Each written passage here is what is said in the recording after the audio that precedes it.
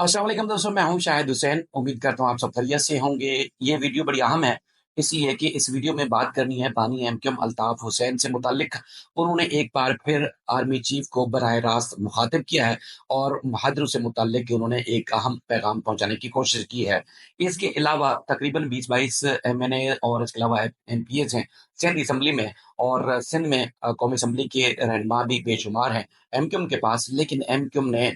एक बार फिर दावा किया है कि मेयर कराची अगर एमक्यूएम का होगा तो फिर कराची वालों को करोड़ों लीटर पानी मिल सकता है। यानी कि जो एमपीएस एमएनएस और एस्टेब्लिशमेंट के इंतहाई करीब होने के बावजूद, गवर्नर अपना होने के बावजूद, एमक्यूएम मुतालबा कर रही है कि उनको जरूरत है मेयर की। तो क्या वाकई ऐसा पॉसिबल है या नहीं, उस हवाले से हम बात करेंगे। अल्ताफ हुसैन साहब से मुतालिक बात करने से पहले कुछ बातें करते हैं हम, जो गुज़श्ता कई दिनों से जो एमक्यूएम के ऊपर इल्जामात आयद होते रहे, और ना सिर्फ इल्जामात बल्कि भत्ताखोरी, टारगेट किलिंग, कत्ल गारत के साथ साथ दीगर संगीन नोयत के इल्जामात लगते रहे। अगर मैं हकीम सईद के कत्ल की बात करूं या शाहिद हामिद के कत्ल की बात करूं, तो उन तमाम मुकदमात में कई मुकदमात तो ऐसे थे कि ना सिर्फ ट्रायल कोर्ट बल्कि हाई कोर्ट और उसके बाद सुप्रीम कोर्ट तक भी एमक्यूएम के जो नामजद मुल्जमान थे इन मुकदमात में, वो बरी हुए। और इसके अलावा अगर शाहिद हामिद कत्ल केस की बात करें तो सौलत मिर्जा को फांसी देने का जो एक प्रोसीजर था, उसके बाद फिर उनकी अपीलें, सुनवाई, फांसी रोका जाए और मच जेल जब मुंतकिल करने के हवाले से था, तो एक एक केस हमने, एक एक समात हमने खुद सिंध हाई कोर्ट में और ट्रायल कोर्ट में जाके रिपोर्ट की, और जो कुछ अदालतों में होता रहा वो भी हमने रिपोर्ट किया। अगर अगर मिनहाज काजी की बात करें तो मिनहाज काजी की गिरफ्तारी से लेके बाइज्जत अदालत से बरियत पर, जी हाँ, बाइज्जत बरियत पर हमने वो सारी केसेस और सारी तफसीलात रिपोर्ट की। जो गिरफ्तार हुए उसके बाद अदालतों में क्या कुछ होता रहा समाप्त के दौरान, अब उनके ऊपर प्रोसिक्यूशन और तफ्तीशी हुकाम जुर्म साबित नहीं कर सके, तो इस केस में भी एमक्यूएम यानी कि बरी हो गई। इससे पहले अगर बल्दिया फैक्ट्री के फायर केस की भी बात करें, तो ना सिर्फ एमक्यूएम के वो रहनमा, नामजद रहनमा रऊफ सदीकी साहब बरी हुए, बल्कि और भी कई लोग जो नामजद किए गए थे वो भी बाइज्जत बरी हुए। उनके ऊपर भी ना सिर्फ चार्जशीट किया गया बल्कि उनके ऊपर भी जेआईटीज और दीगर इल्जाम आयद किए गए, लेकिन वो भी ट्रायल कोर्ट से भी बरी हुए रऊफ सदीकी साहब, और उसके बाद फिर सिंध हाई कोर्ट से भी उनको बाइज्जत बरी किया गया। यानी कि हम बहैसियत सहाफ़ी अदालतों की जो रिपोर्टिंग है वो आप तक करते रहे, लेकिन किसी को अगर किसी ने कोई जुर्म किया है तो रियासत की या प्रोसिक्यूशन की या फिर तफ्तीशी हुकाम की जिम्मेदारी है कि वो जुर्म साबित करें। जुर्म साबित करते हैं, जुर्म होता है या नहीं होता, जो भी चीजें अदालतों में होती हैं वो रिपोर्ट करते हैं। इसके अलावा अगर वो बाइज्जत बरी होते तब भी हम जो है रिपोर्ट करते हैं। हालांकि यूट्यूब पर मैंने टीवी पे तो चलाई थी खबर, मिनहाज काजी की बरियत से मुतालिक, उनकी बाइज्जत बरियत से मुतालिक हमने रिपोर्ट नहीं किया, क्योंकि बहुत सारे लोग फिर हमें भी बरह रास्त टारगेट करते हैं। इवन के ये भी हमें लकब दिया जाता है कि जी हम एंटी स्टेट ग्रुप में चले गए। हालांकि कभी भी कोई भी पाकिस्तानी जो पाकिस्तान को जी जान से चाहता हो, कभी रिपोर्टिंग हो या उनकी सियासी वाबस्तगी किसी भी जमात से हो या उनके नजरियात किसी से भी जुड़े हुए हैं, लेकिन कभी भी वो मुल्क के खिलाफ जो है वो नहीं जा सकता। जिसे इस मुल्क में जीना मरना है, उनकी नस्लें इस मुल्क में कुर्बान हुई और मजीद भी कुर्बान होने के लिए तैयार हैं। लेकिन इल्जाम आयद किए जाते हैं और हमेशा जो है वो हम कोशिश करते हैं कि अगर इल्जाम आयद हो रहे हैं तो फिर हम इस मामले से दूर ही रहें। तो इसलिए मिनहाज काजी कैसे बरी हुए हमने रिपोर्ट ही नहीं किया, क्योंकि लोग फिर बड़े इल्जाम आयद करते हैं। लेकिन चूंकि एक मुल्क में एक तासुर है, बल्कि हमारा, मेरा जाती तौर पर तो ये भी मौक़िफ़ रहता है, बहुत सारे लोग दोस्त ये भी कहते हैं, क्योंकि ये ताकत का जो सरचश्मा है पाकिस्तान में एस्टेब्लिशमेंट समझी जाती है। लोग कहते हैं जी धांधली की, मैं उसका थोड़ा-सा कुछ उलट भी रिपोर्ट करता हूँ इस तरह भी, कि मिसाल के तौर पर अगर कहीं धांधली हो रही होती है, क्योंकि हमारे मुल्क में जो निज़ाम है जागीरदाराना, वडेराशाही सरदारों का निज़ाम है, और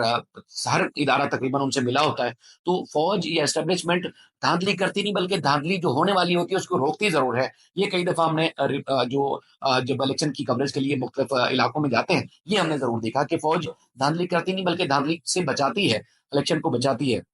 बहरहाल आजकल एमक्यूएम पाकिस्तान बड़ी करीब समझी जा रही है, और उस पर जाने से पहले कि कराची वालों को उनका हक देना चाहिए। अल्ताफ हुसैन साहब ने एक बार फिर जो है वो आर्मी चीफ को पुकारा है। लेकिन उससे भी पहले एक और खबर मेरी नज़र से गुजरी, वो ये था कि उसामा शेरवानी साहब हैं, पंजाब से एंकर हैं, और जब अल्ताफ हुसैन साहब बीमार हुए, अब बीमारी के बाद, सेहतयाब होने के बाद, अब से उन्होंने फिर से सियासत का बड़े पैमाने पर आगाज़ किया और बड़ी मुस्बत और पॉजिटिव सियासत उनकी आगे जा रही है। तो बहरहाल उसामा शेरवानी ने, जब अल्ताफ हुसैन साहब बीमार हुए, उनकी एक तस्वीर کچھ دن پہلے وہ شیئر کی جب وہ بستر پر تھے، ایڈمٹ تھے، زیر علاج تھے، اسپتال میں ایڈمٹ تھے الطاف حسین صاحب. تو اس پہ انہوں نے ایک محاورہ لکھا جو کہ بہت سارے، چونکہ لاکھوں لوگ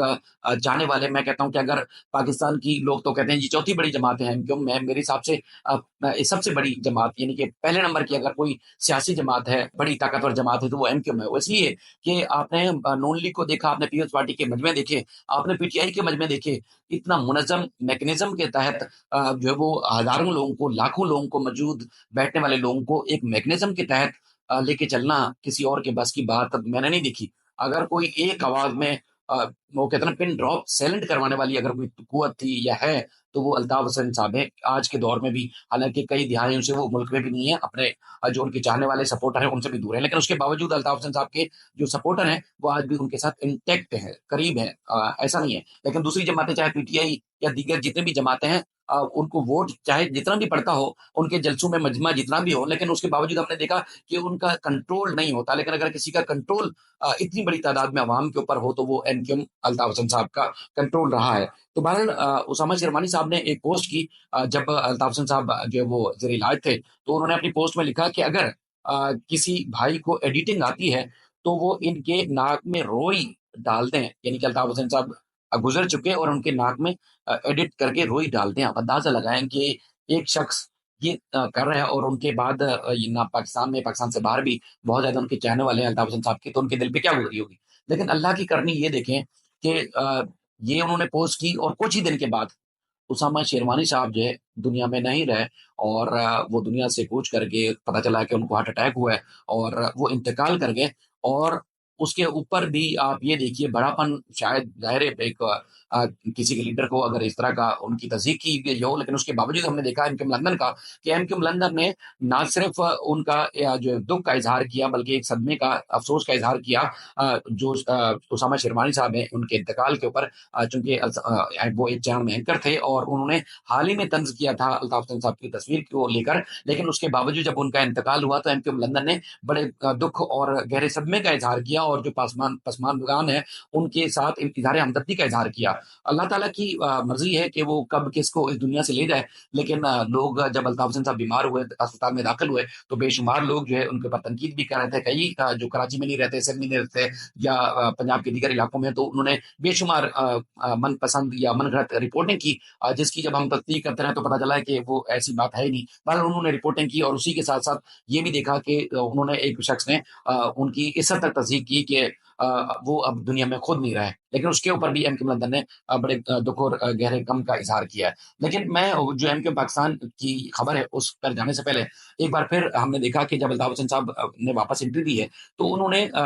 آرمی چیف کو جنرل عاصم منیر صاحب جو کہ field marshal general Asim Munir صاحب ہیں ان کو مخاطب کیا ہے. انہوں نے کہا ہے پیپلز پارٹی کے حوالے سے انہوں نے ان کی شکایت لگائی ایک طرف اگر ہم کہیں تو جو ان کا ہیڈر ہے، جو انہوں نے ایک ریلیز جاری کی اس کے مطابق پیپلز پارٹی کی حکومت جو ہے وہ ڈاکو راج کے خلاف جہاد کا اعلان کرتا ہوں. الطاف حسین صاحب نے کہا پیپلز پارٹی نے مہاجروں پر بہت ظلم کر لیا، اب مہاجروں پر اس کا ظلم و جبر اور متسبانہ سلوک برداشت نہیں کیا جائے گا. سندھ کسی ایک قومی یا لسانی اکائی کا نہیں، سندھ 2 لسانی صوبہ ہے.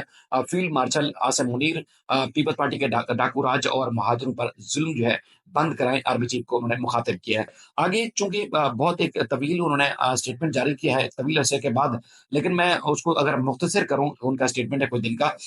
دن پہلے کا. اس میں انہوں نے کہا کہ میں جنرل عاصم منیر جو کہ فیلڈ مارشل ہیں عاصم منیر صاحب، ان سے اپیل کرتا ہوں کہ وہ پیپلز پارٹی کی مصب حکومت کے ڈاکو راج، لوٹ مار، کرپشن،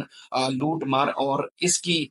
جانب سے مہاجروں پر کیے جانے والا جو ظلم ہے اس پر بند کریں. مہاجروں کے ساتھ جاری حق تلفیاں اور ناانصافیوں کا سلسلہ بند کیا جائے. مہاجروں کو ان کے حقوق دیے جائیں. اگر مہاجروں کو ان کے حقوق نہیں دیے جائیں گے اور ان کے ساتھ یہی ظلم اور جبر اور ناانصافی اور حق تلفیوں کا سلسلہ جاری رہا تو یہ عمل مہاجروں کو بھی